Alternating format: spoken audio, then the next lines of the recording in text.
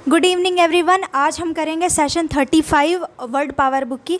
अब तक आपने काफ़ी सारे अच्छे अच्छे वर्ड सीखे जो आपसे एग्ज़ाम में पूछे जाते हैं, और आप इस वीडियो में आप और भी कुछ खास 4 से 5 टफ़ लेवल के वर्ड आपको इस सेशन में मिलेंगे जो कि एग्ज़ाम के लिए इम्पॉर्टेंट है, वो भी आप सीखेंगे। एक दो इसमें से वन वर्ड सब्स्टिट्यूशन टाइप के क्वेश्चंस में भी पूछे जाते हैं, वो भी आपको सीखने मिलेगा। ये सारी स्लाइड्स हैं, चलिए वन बाय वन सारे वर्ड्स को सीखते हैं। तो सबसे पहला आपका वर्ड है, देखिए ये दोनों क्या है, आपके रूट वर्ड है। हर सेशन में मैंने एक बात रिपीट की है कि रूट वर्ड आप याद मत करिएगा, same goes for this lesson as well. Root words को मत याद करिएगा, बस ये एक तरीका है सीखने का वर्ड को, ठीक है। स्पेक्टो का मतलब होता है टू लुक, यानी कि देखना। अब इस वर्ड से ही आपके ये दोनों वर्ड बने हैं, इसको आप समझिए। First one is spectacled. Spectacled का मतलब होता है समथिंग टू लुक एट, ऐसी कोई भी चीज़ मतलब कि जिसको आप देख सको। अब आपको इंग्लिश में मीनिंग नहीं समझ आया होगा कि ये एग्जैक्टली क्या कहना चाह रहा है। हिंदी में मीनिंग मैंने लिखा है नज़ारा। कोई नज़ारा होता है तो लोग नज़ारा देखते हैं, कोई तमाशा होता है तो लोग तमाशा देखते हैं। तो नज़ारा और तमाशा को इंग्लिश में आप स्पेक्टिकल बोल सकते हैं, ठीक है। अब से कभी भी अगर जैसे कि किसी को बोलना है कि क्या आप यहाँ तमाशा देखने के लिए, तो आप उसको तमाशा की जगह स्पेक्टिकल बोल सकते हैं। Are you here to see spectacle. और जो देखने वाला होता है उसको बोलते हैं स्पेक्टेटर, यानी कि जो देखने वाला होता है। ऑडियंस को इंग्लिश में स्पेक्टेटर भी बोल सकते हैं। जैसे कि ये क्रिकेट खेल रहे हैं, ठीक है, तो ये जो क्रिकेटर हैं इनको लोग देख रहे हैं, तो यहाँ पे इस वक्त स्पेक्टिकल कौन है, जिसे देखा जा रहा है, जो नज़ारा बना हुआ है वो कौन है, ये क्रिकेटर हैं।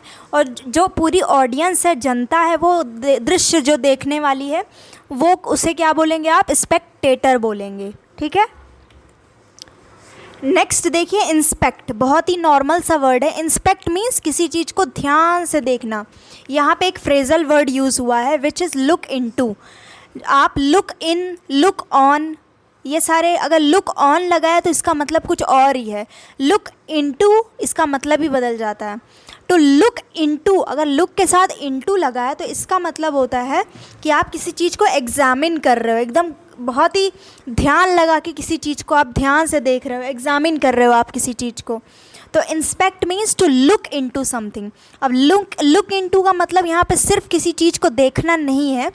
लुक इनटू मीन्स एग्ज़ामिन करना। जैसे ये स्क्रीन में देखिए, एग्ज़ामिन कर रहे हैं रिंग को बनाने के लिए कि परफेक्ट है या नहीं है या सही है। Next is retrospect. रिट्रोस्पेक्ट का मतलब होता है बैकवर्ड लुक, यानी पुरानी बातों पर विचार। फॉर एग्ज़ाम्पल ये मैंने क्यों बनाया है, रिलेट करवाने के लिए आप लोगों को। जैसे किसी का यंग जनरेशन चल रही है, जैसे कि आजकल की किसी का ब्रेकअप हो गया, तो उस पुरानी बातों पर विचार किया जा रहा है कि हु वॉज रॉन्ग, कि मैं या वो। तो रिट्रोस्पेक्ट मीन्स बैकवर्ड लुक, यानी पुरानी बातों पर विचार करना। मतलब कि इंस्पेक्ट तो कर रहे हो, लेकिन कौन सी बातों को, पुरानी बातों को। तो पुरानी बातों पर विचार को इंग्लिश में बोलते हैं रिट्रोस्पेक्ट। जैसे कि after your breakup you should move on, और रिट्रोस्पेक्ट नहीं करना चाहिए। Means retrospect means backward look, और इसको हिंदी में मैंने लिखा है पुरानी बातों पर विचार। फिर देखिए प्रोस्पेक्ट, बोलते ना आपका प्रोस्पेक्ट, आपका पर्सपेक्टिव अलग हो गया, मिलता जुलता है लगभग। प्रोस्पेक्ट का मतलब होता है फॉरवर्ड लुक। अब फॉरवर्ड लुक यानी आगे क्या क्या हो सकता है उसको फील करना, इमेजिन करना। प्रोस्पेक्ट मीन्स आशा, हिंदी में बोलेंगे Asha. It is a forward look. जैसे कि रिट्रोस्पेक्ट पुराने बातों पर विचार करना, प्रोस्पेक्ट यानी आगे होने वाली चीज़ों के बारे में आशा करना। बोलते हैं ना I am looking forward to going and dash dash, जो भी चीज़ें उस इंग्लिश में बोलते हैं प्रोस्पेक्ट। फिर देखिए पर्स्पिकेशियस। पर्स्पिकेशियस आप उस इंसान को बोलते हैं जो कि बहुत ही कीन माइंडेड। कीन मीन्स इच्छुक। जो इंसान बहुत ही ज़्यादा इच्छुक होता है मेंटली, जो बहुत ही तेज होता है, शार्प होता है। मेंटली शार्प यानी कि बहुत ही चतुर इंसान, तेज। तो पर्स्पिकेशियस को आप समझ गए होंगे। और पर्स्पिकेसिटी यानी कि नाउन, ये इसका मतलब भी वही है, तेजपन यानी कि तेजी, बुद्धि की तेजी। पर्स्पिकेसिटी। अब इनकी पिक क्यों लगाई ये समझ गए होंगे आप, क्योंकि ये भी क्या है, मेंटली शार्प है, कीन माइंडेड है। फिर देखिए ये रूट वर्ड है, इसको आपको याद नहीं करना है, इसी रूट वर्ड से बना है आपका अक्यूमेन। अब ये कहाँ पे आप पूछा जाता है, ये वन वर्ड सब्स्टिट्यूशन में आपको एसएससी वगैरह में प्रीवियसली पूछा जा चुका है। अक्यूमेन इसका मतलब मेंटल कीननेस और शार्पनेस, यानी कि जो आपकी मेंटल कीननेस यानी कि सेम यही हुआ, पर्स्पिकेशियस को का ही आप समझ लीजिए सिनोनिम से अक्यूमेन। अक्यूमेन जनरली उस मेल पर्सन को बोला जाता है जो कि बहुत ही ज़्यादा मतलब कि शार्प होता है, मतलब किसी के लिए भी आप बोल लीजिए। अक्यूमेन यानी मेंटल कीननेस, शार्पनेस यानी कि विजडम जिसके पास बहुत ज़्यादा हो, उसको बोलते हैं अक्यूमेन। नेक्स्ट है अक्यूट। कोई अगर बीमारी मतलब कोई अगर प्रॉब्लम बहुत अक्यूट है या तो उसका मतलब क्या होगा, वो प्रॉब्लम बहुत ज़्यादा है। अक्यूट मीन्स बहुत ज़्यादा भी होता है और अक्यूट का मतलब शार्प भी होता है। अब अक्यूटनेस और अक्यूटी इन दोनों का ही मीनिंग क्या है, ये दोनों ही अक्यूट वर्ड के नाउन वर्जन है। अब तक आपको नाउन, एडजेक्टिव इस टाइप के जो वर्ड मिल रहे हैं वो समझ आ गया होगा कि एक ही वर्ड का नाउन फॉर्म या एडजेक्टिव फॉर्म क्या है, अब आपको क्लियर होगा। नेक्स्ट देखिए, अब देखिए ये सारे रूट वर्ड हैं और ये क्या है, ये इसका प्रोनाउंसिएशन के लिए मैंने लिख रखा है। पंक्टस यानी पॉइंट और एक्यू मीन्स टू शार्पन। अब ये जो वीडियो लगा है वो एग्जैक्ट सेम नहीं मिल पाया, इसलिए मैंने ये वीडियो लगाया है। Something which is related with treatment और कुछ भी फेस पे किया जा रहा है, रिलेटेड है इसी से लगभग। एक्यूपंक्चर का मतलब होता है आप निडल जब बॉडी में किसी मेडिकल पर्पस के लिए आप इंसर्ट करते हो, यानी कि आप बॉडी में निडल घुसाते हो किसी पर्पस के लिए, तो उस एक्टिविटी को, निडल को बॉडी में ऐसे डालना, लगाना, इसको बोलते हैं एक्यूपंक्चर। यानी कि to the insertion of a needle into the body for medical purposes. Medical purpose से, मेडिकल रीज़न के वजह से आप इंसर्ट करते हैं अगर निडल को बॉडी पे, तो उसको क्या बोलते हैं, एक्यूपंक्चर। अब देखिए अगर आपको कन्फ्यूज़न हो कि अक्यूप अंचर बोलेंगे या क्या बोलेंगे, पंक्चर वर्ड तो सुना ही है, अक्यू। देखिए आप बोलिए, फिर क्यू बोलिए, फिर पंचर बोल दीजिए, अक्यूपंक्चर। नेक्स्ट है पंक्चुएट। जैसे पंक्चुएशन मार्क आपने सुना होगा, punctuation mark, full stop, colon, semi colon, question mark, ये सारे क्या हैं, ये सारे पंक्चुएशन मार्क होते हैं। तो अगर आप पंक्चुएट करते हो तो इसका मतलब क्या है, आप किसी सेंटेंस को अलग अलग पॉइंट में, अलग अलग पार्ट में डिवाइड करते हो। डिवाइड कैसे करते हो, by using different symbol. Punctuation mark को यूज़ करके आप किसी भी सेंटेंस को डिवाइड करते हैं। इसका क्या, पंक्चुएट मीन्स अगर मान लीजिए आपने कोई सेंटेंस लिख दिया जिसमें कॉमा की, फुल स्टॉप, क्वेश्चन मार्क की रिक्वायरमेंट थी, आपने एक पैराग्राफ लिखा और आपने कोई भी सिंबल उसमें कुछ यूज़ ही नहीं किया, तो मैं बोलूँगी कि आपने बहुत ही बेकार लिखा है, इसको आप पंक्चुएट करके लाइए। यानी कि जहाँ क्वेश्चन मार्क लगना है आप वहाँ क्वेश्चन मार्क लगाइए, जहाँ कॉमा की ज़रूरत है वहाँ कॉमा लगाइए, जहाँ पे कुछ भी, जो भी पंक्चुएशन मार्क है, एक्सक्लेमेशन मार्क है, जो भी है उसको लगाइए। तो मैं क्या कह रही हूँ कि पंक्चुएट करिए। जैसे स्क्रीन पे देखिए क्वेश्चन मार्क गिर रहे हैं। To put various point in a sentence, full stop, commas, where needed, यानी कि जहाँ आवश्यकता है वहीं पे लगाएं। नेक्स्ट है पंक्चुअल, राइट ऑन टाइम। कोई इंसान जो कि बहुत ही ज़्यादा पंक्चुअल है, अगर कोई कहता है कि I am punctual, for example Akshay Kumar sir बोलते हैं ऐसा अपने वीडियोस में कि बहुत ज़्यादा टाइम को लेके पंक्चुअल हैं, जैसे कि getting up early in the morning, ये सारी चीज़ें भी, तो वो क्या है, पंक्चुअल है, मीन्स राइट ऑन टाइम। जो चीज़ जिस वक्त उन्हें करनी है वो उसी वक्त उसको करते हैं।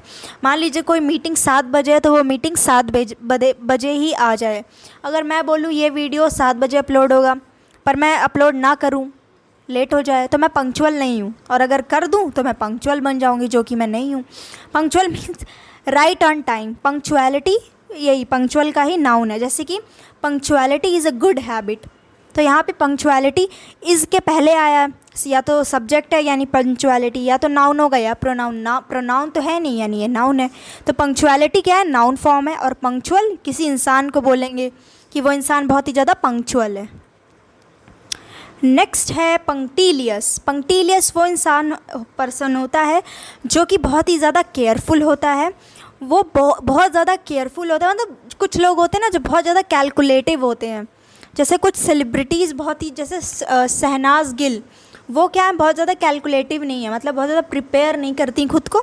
जो भी इंटरव्यू में पूछा जाएगा उसको जो मन में मतलब आंसर है वही वो बोल देंगी। और कुछ लोग होते हैं बहुत ज़्यादा कैलकुलेटिव होते हैं कि बहुत ही मतलब अच्छा बनने के लिए बहुत ही स्ट्रॉन्ग आंसर वगैरह वो देते हैं। तो वो क्या है, वो इन सब ऐसे लोग क्या होते हैं, पंक्टिलियस होते हैं, यानी वो एकदम एग्जैक्ट होंगे, वेरी केयरफुल होंगे, दूसरों के पॉइंट और बिहेवियर को भी केयरफुली ऑब्ज़र्व करेंगे और ख़ुद भी बहुत ही केयरफुल होंगे कि एक करेक्ट मैनर में मैं बिहेव करूं। पंक्टिलियसनेस इसी आदत को बोलते हैं, यही बहुत ही ज़्यादा कैलकुलेटिव केयरफुल रहने वाली आदत को या पंक्टिलियसनेस बोलते हैं। फिर है पंक्चर, ये बताने की ज़रूरत ही नहीं है, बचपन में साइकिल पंक्चर होती थी। होल हो जाना, किसी चीज़ में होल हो जाता है तो पंक्चर हो गई, ये बोलते हैं आप। Puncture means to make a hole with a sharp point, जैसे बलून को आप पिन डालें और ये क्या हो जो है पंक्चर कर दें, छेद कर दें, तो किसी चीज़ में आप होल कर दें किसी शार्प पॉइंटेड चीज़ से, तो उसको, उस काम को क्या बोलते हैं, पंक्चर करना बोलते हैं। फिर है पंजेंट। पंजेंट का मतलब, ये पंजेंट बहुत ही ज़्यादा तीखी एनोइंग सी स्मेल होती है, या फिर घटिया सा टेस्ट होता है, बहुत ही तगड़ा टेस्ट। मान लीजिए बिरयानी बने और उसमें मसाला बहुत ही ज़्यादा स्ट्रॉन्ग हो कि खाएं और गला जले, तो वो कैसा टेस्ट आपको लगेगा बिरयानी का, पंजेंट टेस्ट लगेगा। स्मेल और taste which is very sharp, spicy, pricking the nose और टेस्ट बर्ड्स, यानी कि अगर आप खाएं तो आपको मतलब कि बहुत ही ज़्यादा गले में एकदम, क्या बोलते हैं हिंदी में, झार सा कर दे, और आपके नोज़ नाक में भी चुभे, इतनी अजीब सी स्मेल हो। तो पंजेंट, कोई भी चीज़ को अगर आप पंजेंट बोल रहे हो, मान लीजिए कोई खाने, किसी चीज़ के टेस्ट को पंजेंट बोल रहे हो, तो वो टेस्ट के लिए भी आप यूज़ कर सकते हो, बहुत ही ज़्यादा शार्प हो, जो कि बहुत ही ज़्यादा एनोइंग हो, और कोई स्मेल जो बहुत ज़्यादा स्ट्रॉन्ग हो, आप उस स्मेल को भी पंजेंट स्मेल बोल सकते हैं। मतलब you can use this word for smell as well as for taste also. फिर है पर्स्पिक्यूअस। कोई भी चीज़ जो कि पर्स्पिक्यूअस होती है वो बहुत ही ज़्यादा इजी होती है, सिंपल होती है, लूसिड होती है। जैसे मान लीजिए कोई ये पहले बहुत ही, मतलब ये लड़की बहुत ही ज़्यादा इजी सिंपल ज़िंदगी जी रही है, हैप्पी है, इसको हर चीज़ें इजी लग रही है, खुश है बेचारी। पर्स्पिक्यूअस यानी कि लूसिड। लूसिड मीन्स इजी, जो चीज़ आसान हो उसको आप इंग्लिश में लूसिड भी बोल सकते हैं। फिर है स्पेक्टैक्युलर, वर्थ लुकिंग एट। स्पेक्टैक्युलर का मतलब होता है शानदार। कोई चीज़, जैसे कि ये लड़की रनिंग करने आई थी तो इसने देखा मौसम बहुत ही अच्छा है, तो ये मौसम क्या है, बहुत ही स्पेक्टैकुलर है, बहुत ही शानदार है। Spectacular means worth looking at, कोई ऐसी चीज़ जो कि बहुत ज़्यादा खूबसूरत, शानदार हो, तो आप कहेंगे ये बहुत ही ज़्यादा स्पेक्टैकुलर है। Next prospective. आपने प्रोस्पेक्ट वर्ड पढ़ा था ना, फॉरवर्ड लुकिंग, आशा, ये उसी का एडजेक्टिव फॉर्म है, जो कि मैंने साथ में लिखने के बजाय दूर जाके अलग से लिख दिया है। प्रोस्पेक्टिव एडजेक्टिव है। फिर है आपका इंट्रोस्पेक्ट। जैसे आपने पढ़ा, क्या पढ़ा आपने, पढ़ा था रिट्रोस्पेक्ट पढ़ा था आपने, और एक और मैंने क्या पढ़ा था वो वर्ड ही मैं ध्यान में नहीं आ रहा, बट एक और वर्ड आपने ऐसा ही पढ़ा ना अभी इसी सेशन में। तो अभी ये इंट्रोस्पेक्ट है। इंट्रोस्पेक्ट का मतलब होता है अपने अंदर की बात को, खुद को ही इंस्पेक्ट करना। खुद को मीन्स अपनी बॉडी इंस्पेक्ट नहीं करना, मतलब आप क्या, आपके क्या विचार हैं, क्या ख्याल है। अगर आपने कोई इंटरव्यू दिया और वो क्रैक नहीं कर सके तो खुद को इंट्रोस्पेक्ट करना कि क्या गलती हुई, क्या मेरी साइकोलॉजी है, मेरे अंदर OLQs हैं कि नहीं हैं। तो introspect means examine your inner reaction. Introspective, इसी का इंट्रोस्पेक्ट का ये क्या है, एडजेक्टिव फॉर्म है। जैसे ये लड़की मान लीजिए फेल हुई किसी चीज़ में, तो अब ये क्या है, खुद को बैठ के एकांत में खुद को इम्प्रूव भी कर रही है और उसके साथ ही साथ ये इंट्रोस्पेक्ट कर रही है, खुद को एग्जामिन कर रही है, सेल्फ हेल्प बुक्स पढ़ रही है। तो इंट्रोस्पेक्टिव क्या है, एडजेक्टिव फॉर्म है। इंट्रोस्पेक्शन इसी इंट्रोस्पेक्ट का ही नाउन फॉर्म है। अब ये डिपेंड करता है कि ये कि सेंटेंस में इसकी प्लेस क्या है, क्या ये एडजेक्टिव की तरह यूज़ किया जा रहा है। अगर ये एडजेक्टिव की तरह यूज़ किया जाएगा तो यानी किसी की विशेषता बताई जाएगी, और अगर ये नाउन के फॉर्म में यूज़ करना होगा तो इंट्रोस्पेक्शन क्या है, वर्ब के पहले आया होगा, और इंट्रोस्पेक्ट क्या है, ये वर्ब है कि इंट्रोस्पेक्ट करो। नेक्स्ट है आपका इंट्रोस्पेक्टिवनेस भी क्या है, नाउन है। जैसे इंट्रोस्पेक्शन हो गया वैसे इंट्रोस्पेक्टिवनेस भी क्या हो जाएगा, नाउन है। अब इसी से मिलता जुलता एक और वर्ड है सर्कमस्पेक्ट और सर्कमस्पेक्शन, सर्कमस्पेक्टनेस। ओके, तो सर्कमस्पेक्ट का मतलब होता है वॉचफुल, कॉशियस, अलर्ट। तो इन तीन में से बीच वाला वर्ड जो कॉशियस, इसका मतलब होता है जो बहुत ही ज़्यादा सतर्क रहे, वेरी, WARI, वेरी, WARI वाला वेरी, कॉशियस, ये सब क्या है, एक दूसरे के सिनोनिम्स होते हैं।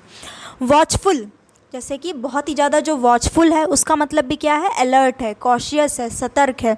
जैसे ये जानवर लोग क्या है, बहुत ही ज़्यादा जंगल में रहना होता है, शिकार इनको तुरंत प्रीडेटर इनको नुकसान पहुंचा सकते हैं, तो ये क्या है, एकदम चौकन्ने रहते हैं। वॉचफुल मीन्स चौकन्ना, कॉशियस मीन्स सतर्क, अलर्ट तो पता ही है। तो सर्कमस्पेक्ट मीन्स वॉचफुल होना, वॉचफुल, कॉशियस, सतर्क होना। सर्कमस्पेक्शन या फिर सर्कमस्पेक्टनेस, ये दोनों ही क्या है, सर्कमस्पेक्ट के ही नाउन फॉर्म है। वैसे बुक में आपको सिर्फ ये मेन वर्ड सिखाया जाता है ज़ोर डाल के, सर्कमस्पेक्ट को। बाकी ना ये यूं ही बता दिया जाता है कि हाँ अगर कहीं आपको दिखे सर्कमस्पेक्शन या ये सब तो ये नाउन है, बट मैंने हर एक स्लाइड में, हर चैप्टर में इंक्लूड किया है एडजेक्टिव नाउन वर्जन अलग से, क्योंकि एक्सरसाइज खुद से भी करने में आसानी रहे। फिर देखिए है आपका ये लास्ट स्लाइड है 35 सेशन की, स्पीशियस। स्पीशियस का मतलब होता है कोई ऐसी चीज़ जो कि सुपरफिशियली यानी बाहर से कुछ और दिखती है बट वो अंदर से कुछ और होती है। यानी कि इंग्लिश में क्या लिखा है मैंने, समथिंग दैट लुक्स गुड और sensible but actually is not.